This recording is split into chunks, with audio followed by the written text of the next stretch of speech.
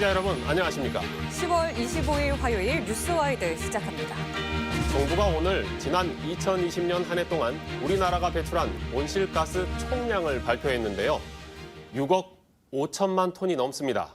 국민 1인당 12톤 이상을 배출한 셈입니다. 네, 오늘 뉴스와이드에서는 오늘과 내일 이틀에 걸쳐 탄소 중립 시대 새로운 산업 구조로의 전환을 중점적으로 살펴보는 시간을 마련했습니다. 정준호 변호사 그리고 청와대 정보과학기술보좌관을 지낸 박기영 순천대 교수와 함께합니다. 안녕하십니까? 안녕하십니까? 안녕하십니까?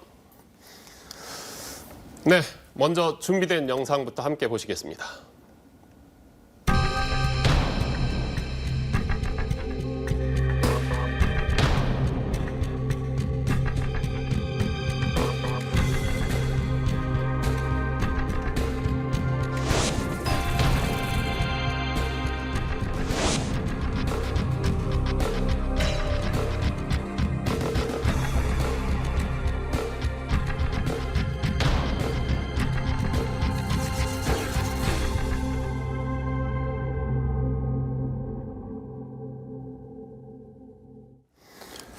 네, 박 교수님, 영상 보셨지만 이 기후 위기라는 게 이제 전 지구적인 문제구나라는 생각이 든단 말이죠.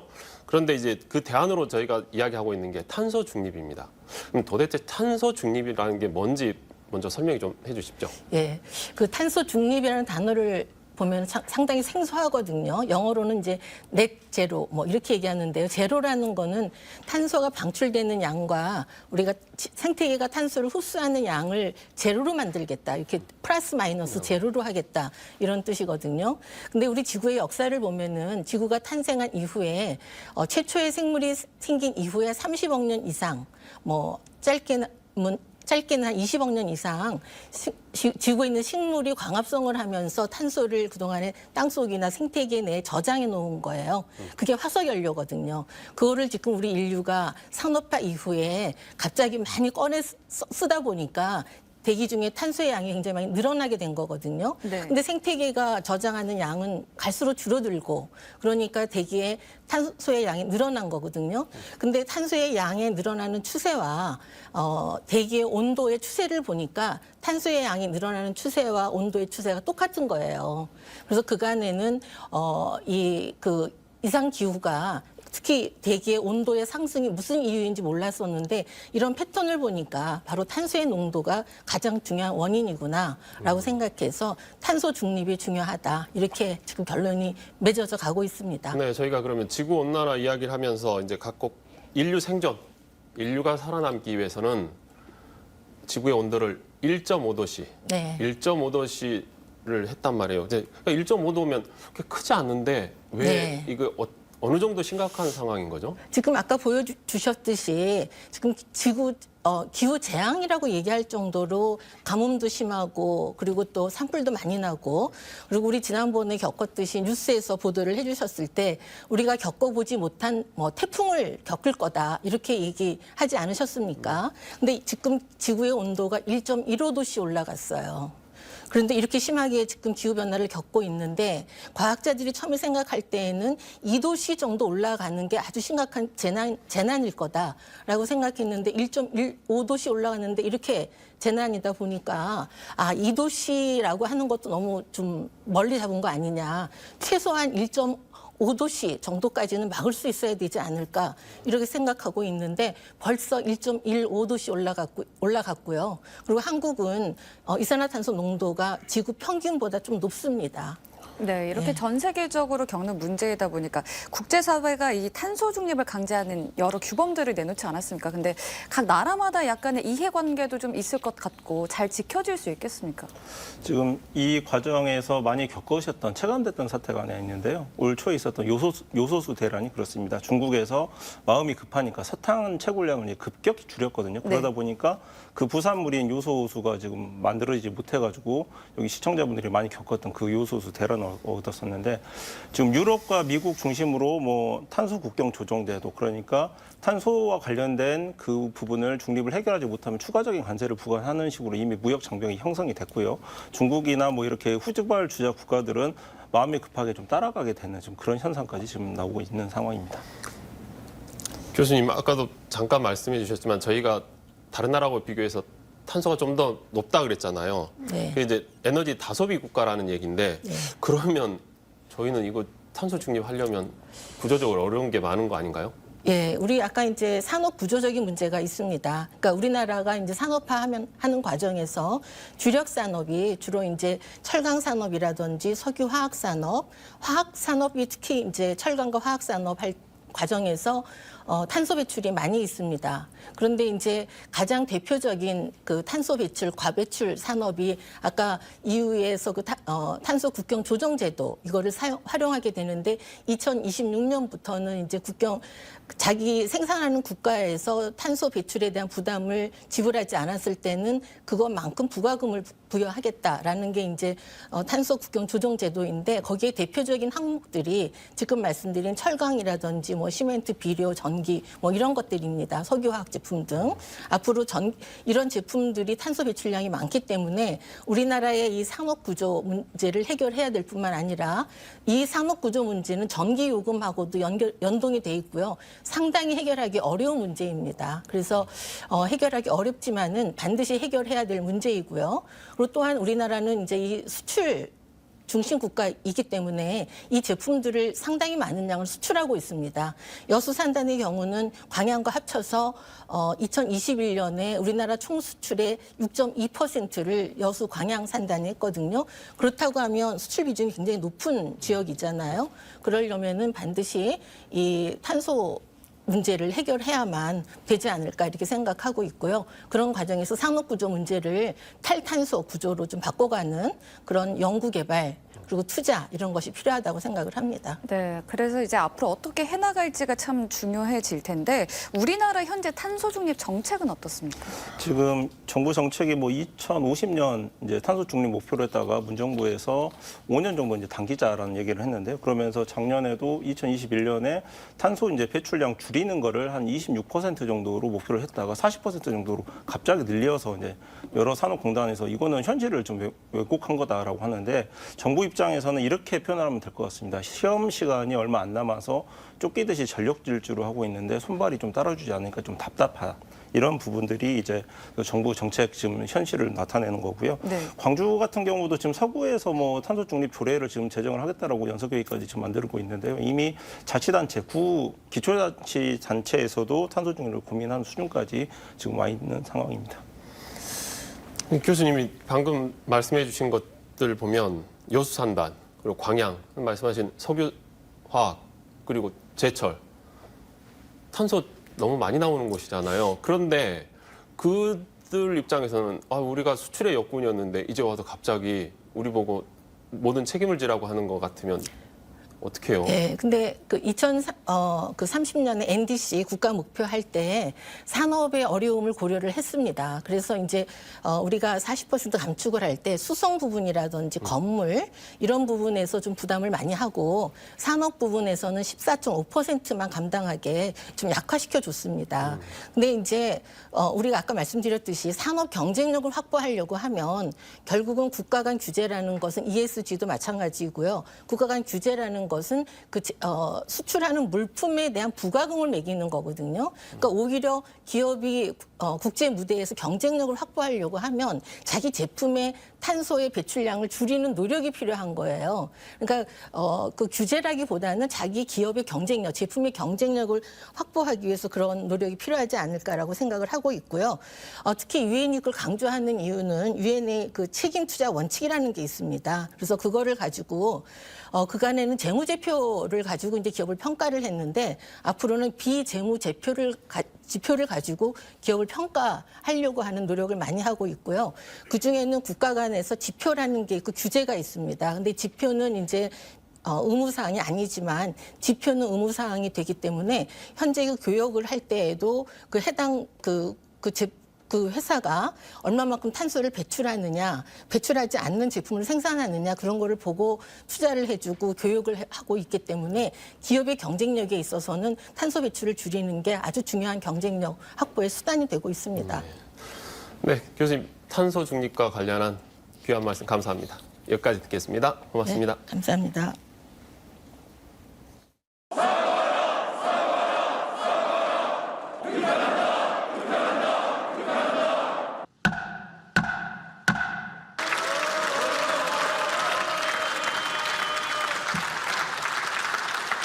경제와 안보의 엄중한 상황을 극복해 나가기 위해서는 여야가 따로 있을 수 없습니다.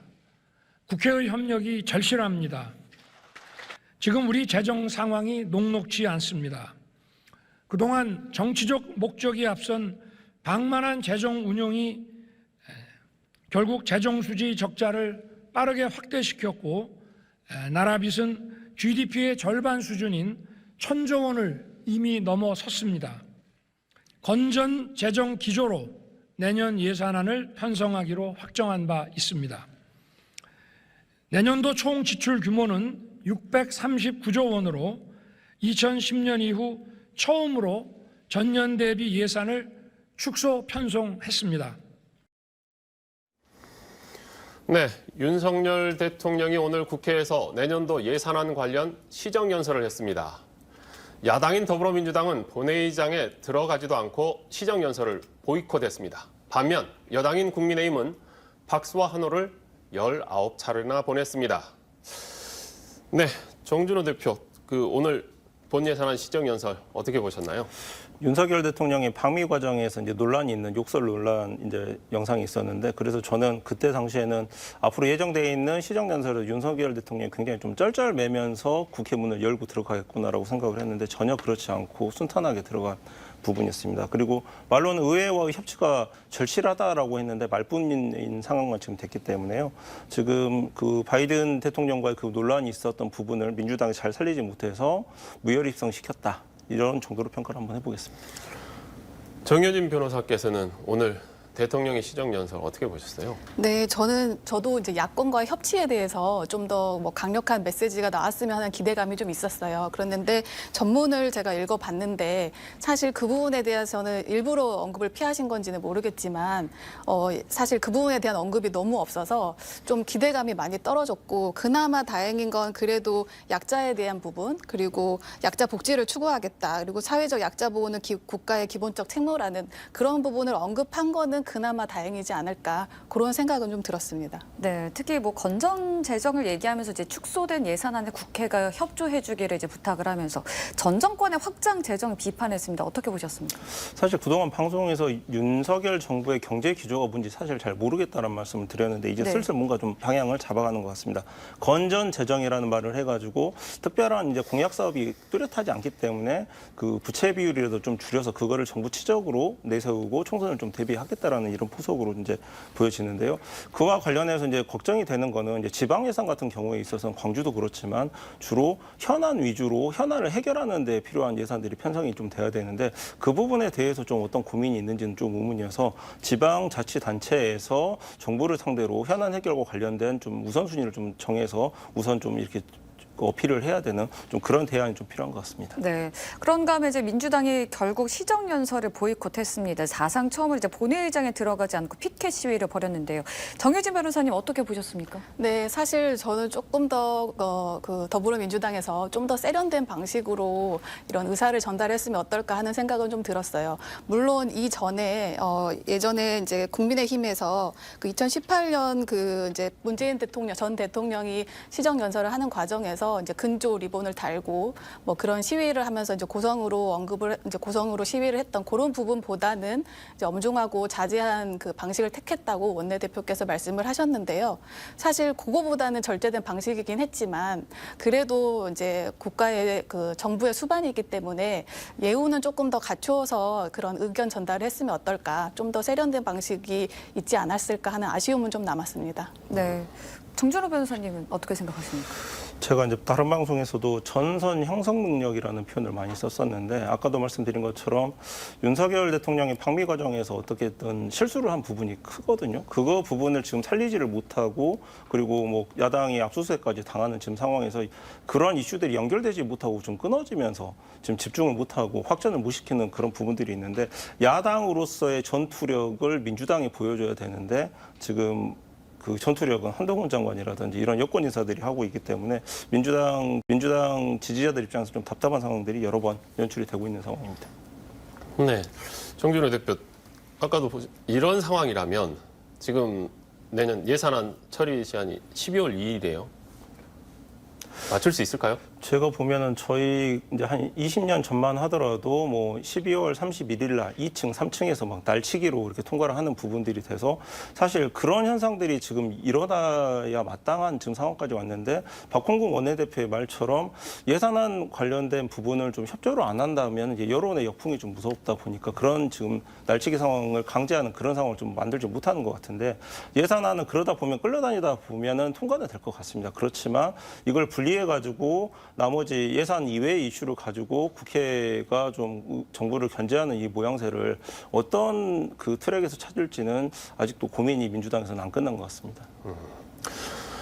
정혜진 변호사님, 네. 아까 정준호 대표도 이야기했지만 요즘에 여권 인사들이 오히려 국감에서도 힘을 쓰는 것 같아요. 어제 상황만 보더라도 그 누굽니까? 저 한동훈 법무부 장관. 네. 여기 김의겸 의원이 술자리 이야기했는데 네. 거기에 대해서 한 장관이 자기는 절대 아니다. 그러면서 장관직을 걸겠다. 네. 의원님은 뭘 거시겠냐라고까지 했단 말이에요. 네. 그거 어떻게 보셨어요? 저는 이제 국무위원으로서 그 자리에 간 것이기 때문에 좀 더 절제된 그런 방식으로 대응을 했어야 되는 게 아닌가 생각이 들었어요. 그 자리는 물론 이제 개인의 그런 이제 언사가 개인의 어떤 그 명예에 관련된 부분도 있지만 국무위원으로서 법무부를 대표해서 간 것이기 때문에 그런 강경한 발언 그리고 어떻게 보면은 좀 더 국회를 모독하는 듯한 발언으로 보일 수도 있는 그런 발언들은 좀 더 조심했으면 좋지 않았을까. 그래서 너무 강한 발언으로 좀 들려서 그 부분은 좀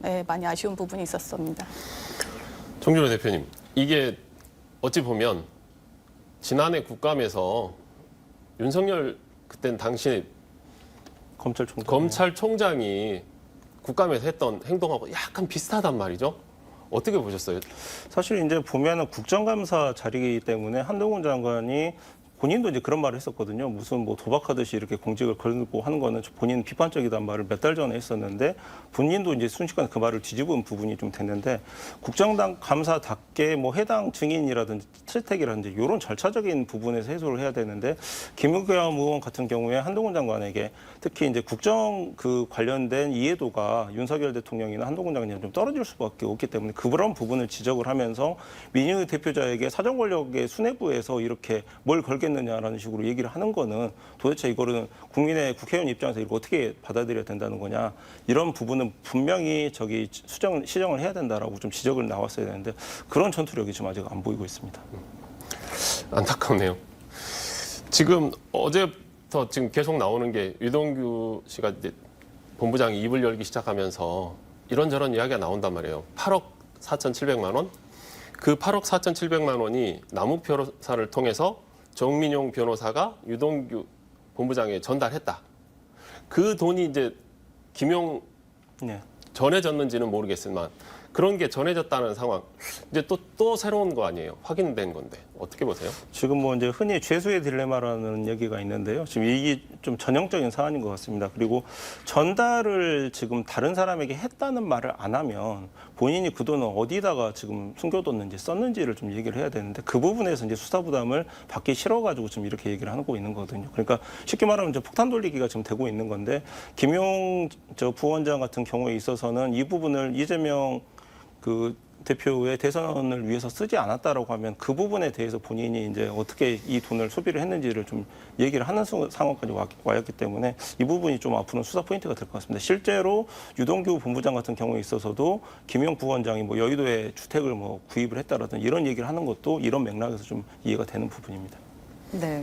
정혜진 변호사는 이거 어떻게 보셨어요? 그 이야기들을. 네, 사실 이제 그 앞으로 수사는 계속 진행을 해봐야 되겠지만 현재 그 여러 명이 같은 이야기를 하고 있는 부분에 대해서 분명히 이제 위험 부담은 느껴질 것 같고요. 앞으로 이 부분이 좀 명확하게 그 해명은 돼야 될 부분이라고 생각은 들었습니다. 네, 김용 부원장 측에서는 뭐 결국에는 이들의 진술밖에 없는 상황이다라고 했는데 진술만으로도 어떻게 처벌이 가능합니까? 어떻습니까? 사실 정치자금법 같은 경우 그리고 뇌물죄와 관련된 부분에서는 그래서 이제 법원에서도 가장 그 재판을 내리기 어렵다고 말씀하시는데요. 이제 당사자들이 진술에 의존할 수밖에 없고 또 대부분의 경우가 증거가 없는 경우가 많기 때문에 사실 이런 사건에서는 당사자들의 어떤 진술로도 인정이 되는 경우들이 있기 때문에 물론 이제 진술의 신빙성이 얼마나 있는지는 이제 판단을 하시겠지만 어쨌거나 진술만으로도 이제 가능한 부분이기 때문에 그 부분은 뭐 이제 앞으로 좀 수사를 좀 진행을 봐야 될 것 같습니다. 네, 이어서 그 채권 시장의 위기를 불러온 레고랜드 사태 한번 짚어보겠습니다. 먼저 레고랜드 채무 불이행 사태가 뭔지 좀 정리가 필요할 것 같은데요. 정혜진 변호사께서 간단히 정리 좀 해주십시오. 네, 먼저 이제 강원도 춘천에서 레고랜드를 이제 사업을 하면서 강원 중도개발공사가 이제 자금을 그 마련하는 과정에서 이제 자산 유동화 기업 어음을 이제 특수 목적 회사를 통해서 이제 발행을 했어요. 그런 과정에서 이 자금에 대한 지급 보증을 이제 그 강원도가 한 것인데요.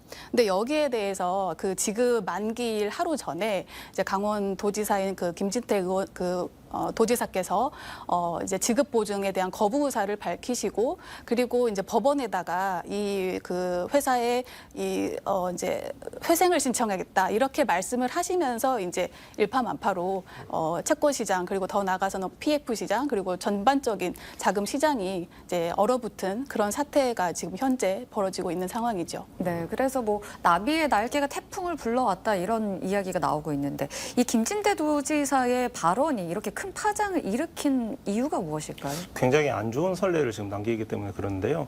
지금 김진태 지사 같은 경우는 이런 생각이었던 것 같습니다. 이재명 대표가 이제 성남시장 시절에 모라토리엄 선언을 해가지고 그걸 훌륭하게 좀 메꿔서 그게 정치적인 자산화가 됐었는데 본인도 그런 정도의 좀 이득이 있지 않겠나. 그리고 최문순 전 지사와의 뭔가 차별성이 부각이 될 수도 있겠다라는 생각을 한 건데 문제는 이 지급보증이라고 하는 특히 광역자치단체가 하는 지급보증의 의미를 좀 간과했기 때문에 그런데요. 지금처럼 투자의 그 성공 가능성이 좀 불확실한 경우에서 자치단체가 지급보증을 할 테니까 투자를 좀 해달라고 하는 부분을 이렇게 손바닥 뒤집듯이 회생신청으로만 간다라고 하면은 시장에는 굉장히 안 좋은 사인을 지금 나오는 겁니다. 그래서 이게 만약에 선례가 돼버리면은 지금 투자하는 주체에서는 지급보증과 다른 뭔가의 그 세수 부담이 나오는 그런 제도를 고민할 수밖에 없기 때문에 그런 파장이 좀 간단하진 않은 상황입니다. 네, 그래서 이렇게 사태가 커지다 보니까 전 도지사 이제 최문순 지사까지 언급이 되고 있는데요. 최문순 지사가 이런 얘기를 했습니다. 정확한 실체적 진실을 파악하지 않고 그냥 정치적 목적으로 발표한 것이라고 얘기를 하면서 스스로 헛발질하다 넘어진 것이다 이렇게 비판을 했는데요. 최문순 전 지사의 책임 없겠습니까? 어떻습니까? 제가 최문순 지사였으면은 나 하나 밉다고 모든 강원 도민들한테 이렇게 부담을 주고 강원도의 이 신뢰도를 하락을 시키느냐. 나 하나 밉다고 그걸 이렇게 공사구별을 못하냐 이런 식으로 좀 대응을 했었을 것 같은데요. 그래서 정쟁의 수단으로서만 그 강원도의 신뢰도를 가지고 묶었기 때문에 그런 부분에 이제 비판을 좀 하고 있는 부분인데요. 최문순 전 지사도 이제 투자 과정을 살펴보면은 책임이 이제 없을 수는 없겠죠. 이런 부분들이 좀 정확하게 좀 포인트가 지금 되지 못하고 있는 상황입니다. 이렇게 채권 시장이 너무 빠르게 지금 경직되니까 김진태 강원도지사가 자기 말을 번복했습니다. 어떤 입장을 밝혔는지 한번 영상 보시죠. 본의 아니게 그렇지 않아도 어려운 이 자금 시장에 불필요한 혼란과 오해가 초래돼서 매우 유감스럽게 생각합니다. 디폴트는 선언한 적도 없고 선언할 수도 없습니다. 제가 몇 번 이야기했을걸요. 보증 채무에서 벗어날 수가 없고 벗어날 생각도 없다. 네, 이 입장 번복이 채권 시장을 다시 살리지는 못했는데요. 그래서 이제 결국 이제 정부가 50조 원 이상의 유동성 공급 프로그램을 이제 가동하기로 했는데 효과가 있겠습니까? 어떻습니까? 많은 시청자분들이 그렇게 생각을 하실 것 같아요. 레고랜드가 50조짜리가 아닌데 왜 50조나 유동성 자금이 필요한 걸까라고 하는데 김진태 지사도 이런 투자 생태계를 이해를 못한 거죠. 민간 투자 부문에서는 사실 투자 주체가 많지는 않습니다. 뭐 신한은행 같은 경우에 있어도 은행이 있고 신한금융투자가 있고 이런 식으로 뭐 한 은행권 정부권에서도 투자할 수 있는 단위가 여러 개의 계열사를 만들어 놓지만은 매 사업이 있을 때마다 그중에 한 주체만 탑하는 부분이 있기 때문에 이 레고랜드 하나가 이렇게 문제가 예를 들어서 500억짜리가 필요한다고 했을 때 이게 투자하는 기업들 전반적으로 자금 흐름 막히게 돼가지고 유동성 자금이 100배, 1000배 많은 이런 자금이 필요하게 되는 부분이죠. 김진태 지사가 이런 부분을 이제 간과를 하고 이해를 못 해가지고 지금 이런 정도 상황이 되어 있는 부분인데요.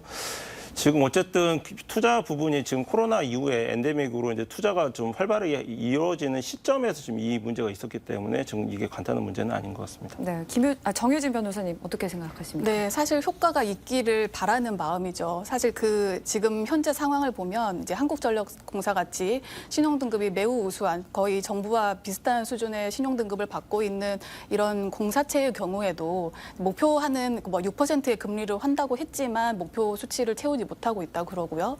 또 가스공사 같은 경우에도 우량한 그 공사체임에도 불구하고 현재 뭐 좋지 않은 소식들이 들려오고 있는데요. 사실 이런 부분에 대해서 그나마 그래도 정부가 개입을 하겠다고 한 것은 국가가 이런 사태를 그냥 간과하지는 않겠다. 이 국가의 책임을 방기하지는 않겠다. 그런 어떤 시그널을 줘서 그래도 이제 심리에 많이 좌우되는 어떤 금융시장, 이런 자금시장에 그래도 긍정적인 시그널을 준 거는 그래도 조금 그나마 낫지 않을까. 그래서 효과가 좀 있기를 기대하는 마음입니다.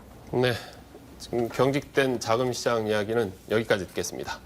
이어서 시청자가 주목한 탑10 뉴스 함께 하시겠습니다.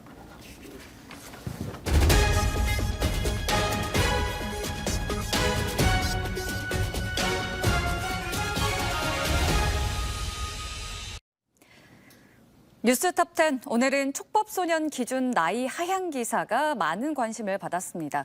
청소년 범죄가 갈수록 심해지면서 형사처벌 대상이 되지 않는 이 촉법소년의 기준을 낮춰야 한다는 의견이 있었는데요. 법무부가 촉법소년 상한 연령을 현행 만 14세 미만에서 만 13세 미만으로 조정안 개정안 확정한 것으로 알려졌습니다. 이 촉법소년 기준 연령을 낮추는 것은 윤 대통령의 대선 공약이었는데요. 법무부는 이르면 이번 주 안에 형법소년법 개정안을 발표할 예정입니다. 내 차에 없었던 흠집이 생겼다. 누가 내 차 긁고 갔어? 이렇게 속상했던 경험 있으신가요? 광주에서만 이런 일이 하루에 25건 정도 발생하고 있다고 합니다. 일명 물피도주 사고 후 미조치 범죄인데요. 적발돼도 처벌이 가볍다 보니까 해마다 증가하는 추세라고 합니다. 모쪼록 양심적으로 행동한 운전자가 많아지면 좋겠네요. 다음은 안타까운 기사입니다. 혼자 살던 탈북 여성이 자신의 집에서 백골로 발견이 됐는데요.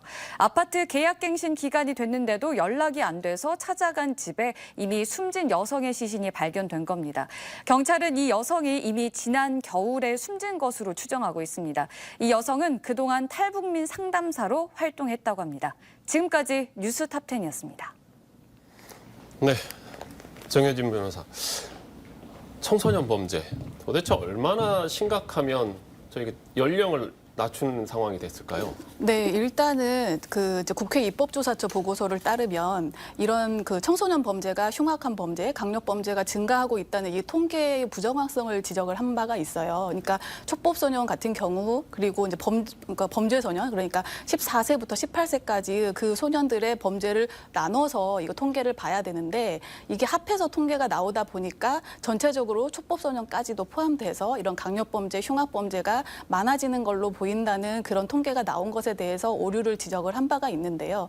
그런 그 보고서에 따른다면 사실 촉법소년의 그 연령대에서 강력하고 흉악한 범죄가 실제로 증가했는지는 좀 더 면밀한 조사는 필요한 것 같아요. 그렇지만 어쨌든 촉법소년 연령 같은 경우는 그 1953년인가 58년으로 기억하는데 그때 소년법이 제정된 이후로 변한 적이 없어요. 그런데 사실 거의 70년 가까운 이 기간 동안 이제 그 세대 간의 어떤 그 성장 발육 정도도 다르고 이제 변화가 분명히 있기 때문에 그 연령에 대해서 이제 하향하는 부분은 필요하지 않았나 하는 생각은 좀 들고요.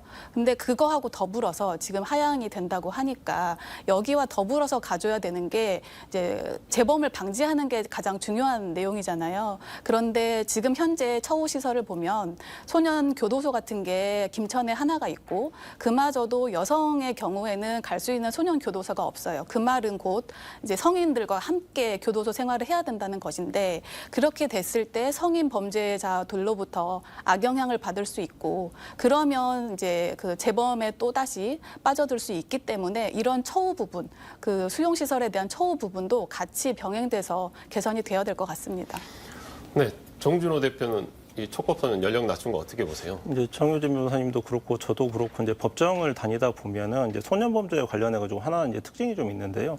최근에는 이제 혼자서만 재판받는 촉법소년은 거의 없습니다. 여러 명이서 이제 같이 보는데 이거는 이제 그 소년범의 범죄들이 이제 최근 조직화되는 경향이 좀 뚜렷하다라는 얘기가 나오는 건데 중학생 정도 되시는 분들이 이제 면허 없이 운전을 해가지고 뭐 성매매 감담을 한다든지 이런 상황들이 좀 많아지고 있기 때문에 방금 정효진 변호사님이 말씀하신 것처럼 이런 좀 촉법소년이 조직화되고 그다음에 이게 범죄 늘어나는 그 유형에 대해서 좀 유형별로 분석을 해가지고 실질적인 대안을 좀 나타내야 되는데 연령만 좀 하향을 해가지고 이제 가벌성만 확대를 하는 부분에 있어서는 형사 정책적인 측면에서는 좀 분명히 좀 따져볼 필요가 있는 내용입니다. 네. 그렇다면 이 한 살 낮추는 거는 큰 영향은 없다고 생각을 하시는가요? 어떻습니까? 예, 저희가 보기에는 큰 효과는 없을 것 같고 오히려 이제 소년 재판을 받다 보면은 그 소년 재판 그 법정에서 이제 본인들이 좀 깨닫고 느끼는 부분이 좀 있다 보니까 그럴 수 있는데 그것보다는 범죄 유형별로 좀 분석을 해가지고 실질적인 대안을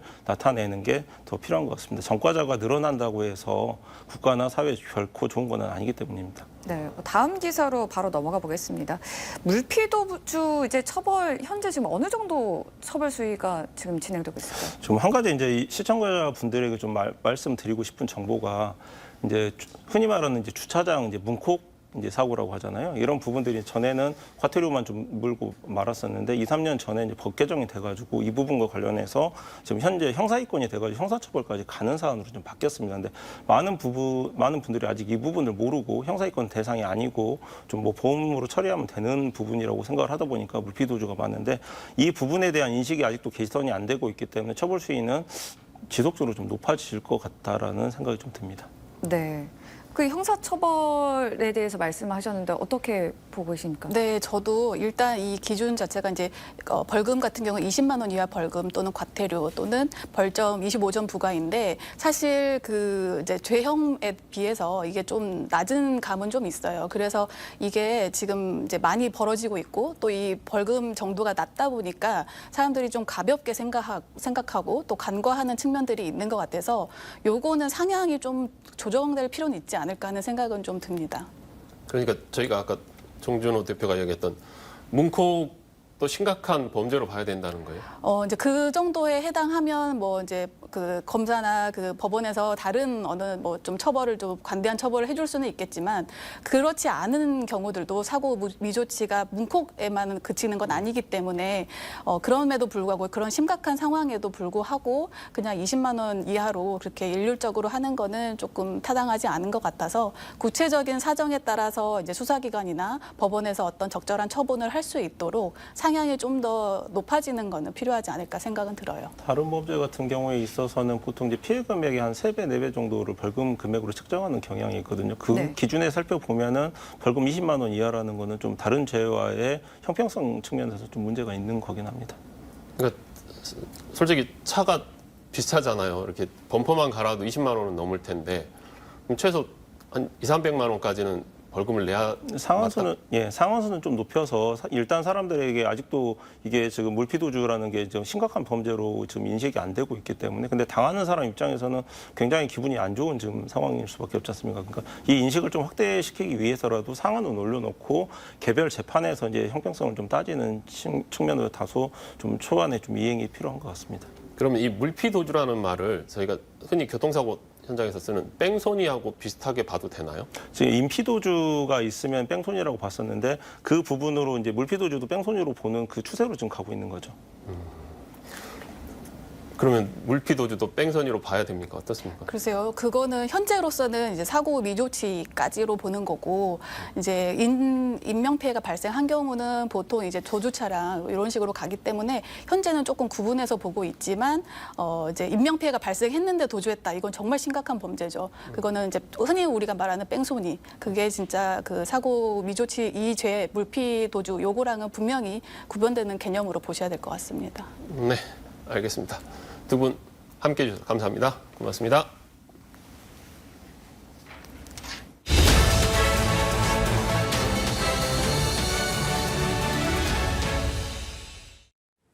서울광역방송센터입니다. 국회 제1야당이 대통령의 예산안 시정연설을 보이콧하는 헌정사상 초유의 일이 벌어졌습니다. 여의도 초대석 더불어민주당 김무원희 의원과 함께 정치권 현안 얘기 해보겠습니다.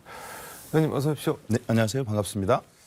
오늘 민주당이 윤석열 대통령 국회 오시는 시간에 맞춰서 로텐도어 올라가는 계단에서 침묵 시위, 규탄 시위를 벌였는데 갔다 오신 거죠? 네, 현장에 있었습니다. 분위기 같은 게 어땠나요? 사실 우리 민주당 내에서는 분위기는 내부는 매우 격앙돼 있지만 좀 차분하게 냉정하게 대응하자라는 오늘 기조 속에서 침묵 시위를 벌린 건데요. 네. 왜 이런 침묵 시위가 일어났냐면 되돌아가 보면 결국 대통령의 망언에서 시작되는 겁니다. 네. 윤석열 대통령께서 미국 순방 도중에 이 땡땡이라고 하는 발언을 하면서 그게 야당을 지칭한 거라는 대통령실의 해명이 있지 않았습니까? 네. 거기서 시작돼서 최근에 종북 주사파와 협조할 수 없다는 발언까지 이어지고 있단 말이죠. 네. 이런 과정을 보면서 윤 대통령에 대한 비판의 목소리가 굉장히 높습니다. 네. 그래서 이 윤석열 대통령의 이런 어떤 너무 막 나가는 이런 행위에 대해서는 경종을 울리기 위해서 우리가 대통령의 시정연설을 거부하고 침묵 시위를 벌였습니다. 말씀하신 대로 지금 국회 이 XX들 종북 주사파 여기에다가 민주당 이재명 대표 대선 자금 수사까지 지금 여러 가지가 겹쳐져 있는데 일단 국회 이 XX들 이거는 좀 유감이나 사과를 표명을 하셔야지 우리가 들어간다 민주당에서 이렇게 얘기를 했잖아요. 근데 안 하셨어요? 어떻게 그렇죠. 보셨나요? 시정연설이 뭡니까? 결국은 내년도 국가 살림에 대한 설명과 네. 야당의 협조를 요구하는 자리인 거잖아요. 그럼 야당에게 협조를 요구하려면 네. 야당 기분은 좀 풀어줘야 될 거 아닙니까? 네. 이 상황에서 야당이 지금 대통령의 해외 순방에서 한 발언이나 네. 종북 주사파와 협치할 수 없다 이런 발언들이 이어지고 있고 또 국정감사 기간 중에 네. 그리고 대통령의 시정연설을 하루 앞둔 시점에 검찰에 압수수색이 있었단 말이죠. 네. 우리 민주당사에 대한 침탈이 있었단 말이죠. 여기에 대한 아무런 언급 없이 그냥 야당이 내년 예산안에 대해서 협조해 줄 거다라고 기대하는 것은 너무 지나친 낙관주의 아닌가요? 민주당사 압수수색 얘기는 좀 이따 하고 오늘 시정연설 보니까는 경제 등등에서 상황이 엄중하다면서 국회 협력이 절실하다 이렇게 얘기를 했습니다. 윤 대통령이. 반문하겠습니다. 야당의 네. 국회에 협조가 절실하다는 분이 네. 그런 정부가 과연 지금 하고 있는 행태가 야당의 도움을 청하기 위한 모습인지 과연 국민들이 그 모습을 어떻게 볼지 정말 심사숙고해 보시기를 다시 재차 권해드립니다. 지금 민주당 압수수색 검찰의 민주연구원 압수수색 이걸 굳이 근데 이렇게 막을 필요가 있었을까요? 털릴 거는 다 털린 거고 가져갈 건 다 가져간 거잖아요. 압수수색 왜 합니까? 그 압수수색을 통해서 네. 피의자의 죄에 대한 증거물을 찾기 위해서 그 피의자의 활동 공간에 가서 증거물을 찾는 행위입니다. 네. 근데 이미 검찰은 알고 있었어요. 그 공간에 피해자가 활동하지 않았음을 알고 있었어요. 지금 무슨 얘기냐면 김용 네. 민주정치연구원 부원장은 네. 지난 10월 11일 날 임명돼서 그 당사에 3차례 나왔습니다. 주로 회의였고요. 네. 활동 업무 공간을 찾은 게 아니라 주로 회의였고 약 토탈 도합해서 한 3시간 정도 머무른 것으로 알고 있고 그 책상을 이용한 그리고 그 위에 있는 컴퓨터를 이용한 흔적이 전혀 없습니다. 네. 검찰도 그걸 알고 있었어요. 근데 왜 거기를 압수수색합니까? 거기에 피의자의 범죄 행위하고 연관된 활동이 전혀 없었다는 걸 알고 있으면 압수수색을 할 이유가 전혀 없잖아요. 근데 검찰이 알면서도 이제 들어온 거는 민주당에서 이렇게 압수수색에 저항하는 모습을 연출을 해서 정당한 법 집행에 약간 역행을 한다, 저항한다 그런 거를 연출을 하려고 한 의도로 볼 수도 있잖아요. 그렇죠. 야당의 검찰 수사에 협조하지 않는다라고 하는 프레임을 씌우는 거죠. 그런 이미지를 각인시키는 것이 있습니다. 근데 우리는 그러면은 그냥 뭐 들어가서 가져갈 거 있으면 가져가시라 이렇게 하면은 그냥 되는 거 아닌가요? 저는 이런 그 네. 실익이 전혀 없는 압수수색은 네. 저는 권력 남용이라고 봅니다. 검찰은 항상 옳습니까? 저는 그걸 되묻고 싶고요. 검찰이 그동안 네. 국가 권력에 기생해서 그들의 권력을 군부 독재라든지 독재 정권의 그들의 기술, 법 기술을 조응했던, 활용당했던 그 시절을 다 알고 있습니다. 그런 과거가 있는 검찰이 반성 없이 또다시 이렇게 권력 남용을 횡행한다면 그거는 제1야당이 막아줘야죠. 네. 근데 이게 이제 그 전과는 국면이 완전히 다른 게 그 전에는 뭐 이재명 대표가 받는 혐의가 뭐 배임 뭐 이 정도였는데 지금은 대선 자금으로 수사가 정치자금법 위반으로 확대가 됐습니다. 이거 어떻게 보시나요? 딱 하나가 바뀌었죠. 유동규 우리가 의심하고 있는 바는 유동규 본부장의 증언이 바뀐 거 아니냐라고 하는 네. 그리고 최근의 태도를 보면 그게 이제 확신으로 가고 있는데 대장동 수사 어떻게 했죠? 지난 1년 동안 약 244곳을 압수수색했습니다. 네. 진짜 먼지털이식으로 탈탈탈 털었습니다. 근데 결국은 대장동의 뇌물죄를 입증하지 못한 것을 반증하고 있는 거 아닌가요? 그래서 결국 검찰이 짜놓은 프레임대로 그 어떤 수사 결과대로 네. 짜 맞추려고 하는 거 아니냐라고 하는 의혹이 심하게 듭니다. 지금 뭐 달라진 거는 유동규 진술 하나다라고 이제 말씀을 하셨는데 뭐 회유나 압박 뭐 이런 얘기도 나오긴 하는데 일단 뭐 회유든 압박이든 그걸 다 떠나서 유동규의 진술이 사실이냐 아니냐가 제일 중요한 거 아닌가요? 어떻게 그렇겠죠. 보고 계신가요? 그러니까 보면 유동규의 발언이 바뀐 네. 거고요. 네. 앵커님 말씀하신 대로 그게 진실이냐 진실이 아니냐는 안 밝혀졌어요. 그리고 새롭게 드러나는 증거가 있느냐? 네. 없어요. 새로운 정황이 있느냐? 저희가 알기로는 없습니다.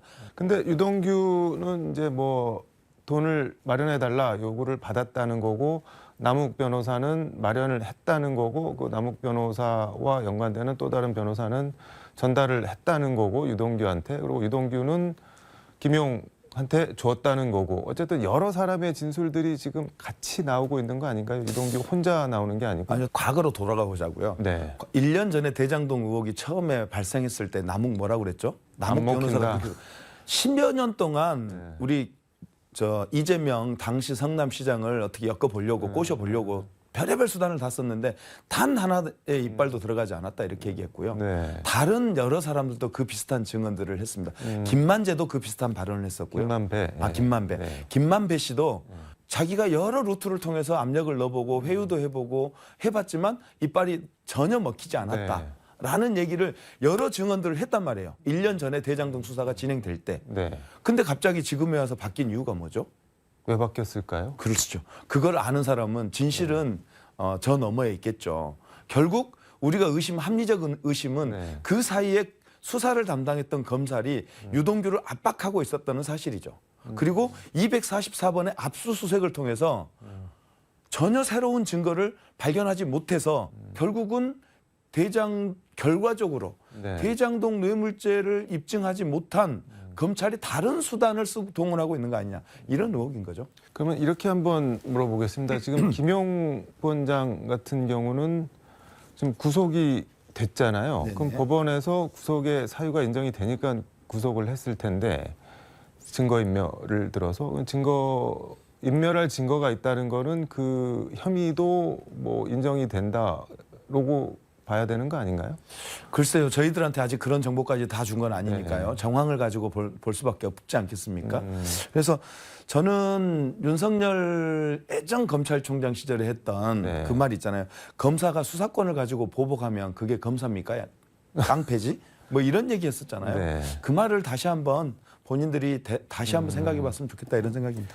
지금 유동규 전 본부장 같은 경우는 이제 구속 상태에서 풀려나서 지금 뭐 언론에 이런저런 말들을 하고 있는데 이재명 대표에 대해서 뭐 급하게 갈 것 없다, 천천히 말려 죽이겠다, 뭐 이렇게까지 얘기를 했습니다. 이거 어떻게 보고 계시나요? 글쎄요, 뭐 유동규 본부장이 어떤 생각을 갖고 있는지 어떤 네. 발언을 하는지는 어떤 생각을 가지고 그런 발언을 하고 있는지는 제가 네. 알지 못하겠습니다. 이재명 대표가 뭐 대장동 특검해서 좀 이렇게 시원하게 털고 가자 이렇게 얘기하는데 이게 현실적으로 가능한 얘기인가요, 특검이? 저는 국힘이 대선 당시에 했던 발언들, 자신들의 발언을 좀 되짚어봤으면 좋겠어요. 당시에 이제 특검을 하자, 네. 특검을 주장했단 네. 말이에요. 결국 누가 거부했죠? 목이 많이 메이시는 것 같습니다. 요즘 하도 소리를 내고. 죄송합니다. 결국 누가 거부했죠? 이러저런 핑계 대면서 국힘이 동의하지 않았어요. 그리고 또 한 장면을 다시 한번 생각했으면 좋겠는데 대선 TV 토론 마지막 토론 때 이재명 후보가 제안을 합니다. 네. 특검하자. 특검 받아라. 동의하라. 빡하니까 윤석열 당시 후보가 쩔쩔매면서 얼머불려요. 네. 즉답을 피합니다. 우리 국민들은 그 모습을 기억하고 있어요. 그래서 지금이라도 좋다는 거죠. 이재명 우리 당대표는 하자. 다 우리가 그동안 논의됐던 그런 비리 다 까자. 비리 다 특검으로 털자.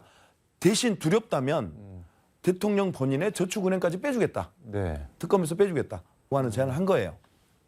근데 또 특검 거부하고 있는 제안에 대한 뭐 일관성은 뭐 그렇다고 하더라도 현실적으로 봤을 때 지금 패스트 트랙을 태운다고 하더라도 법사위에 지금 조정훈 의원이 합류를 안 하면은 태울 수가 없잖아요. 그런 게 하나가 있고 그리고 뭐 어떻게 해서 통과를 한다고 하더라도 윤석열 대통령이 그거를 그대로 받아줄 리 만무하고 거부권을 행사하면 어차피 안 되는 건데 그럼 뭐 다른 의도나 뭐 목적으로 특검 얘기를 꺼낸 거 아니냐라고 의심을 할 수도 있는 거잖아요. 저는 그렇게 얘기하고 싶어요. 시대의 흐름을 바꾼 건 민심이지 법이 아닙니다.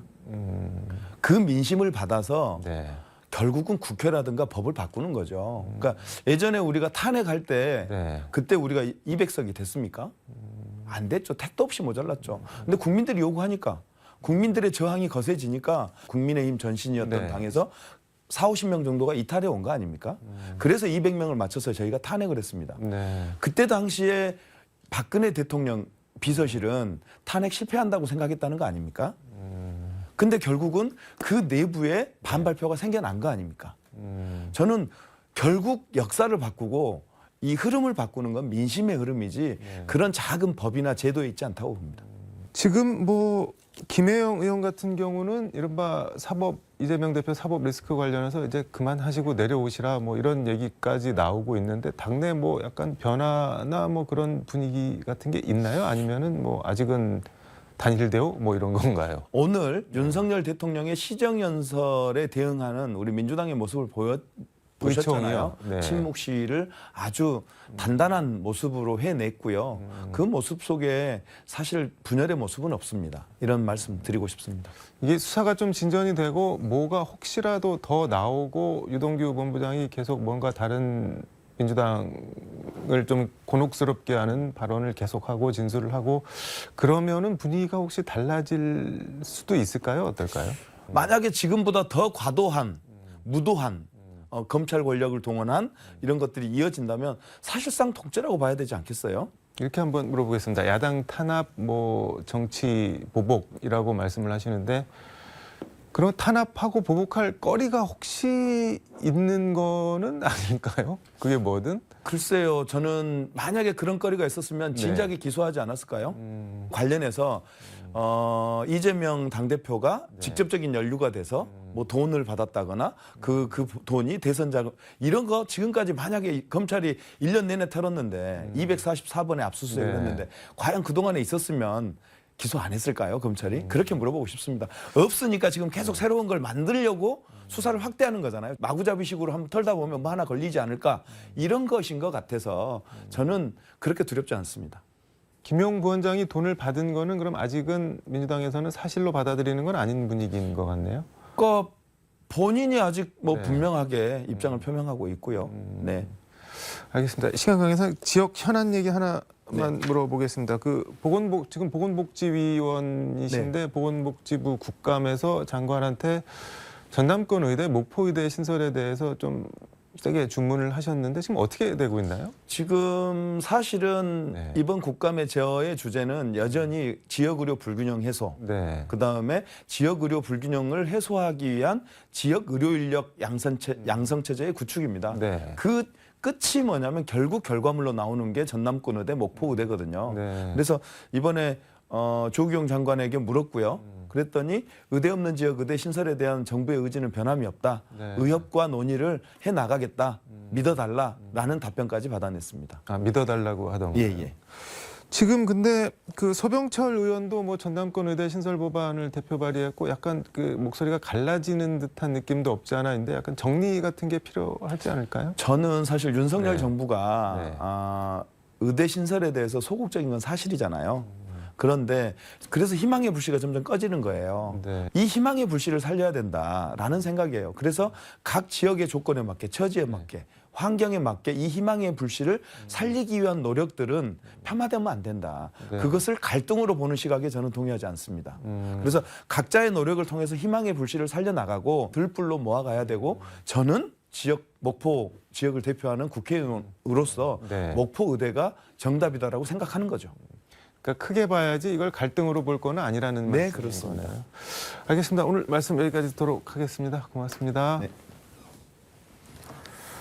네, 지금까지 서울광역방송센터에서 민주당 전남 목포시 김원희 의원과 함께 전해드렸습니다.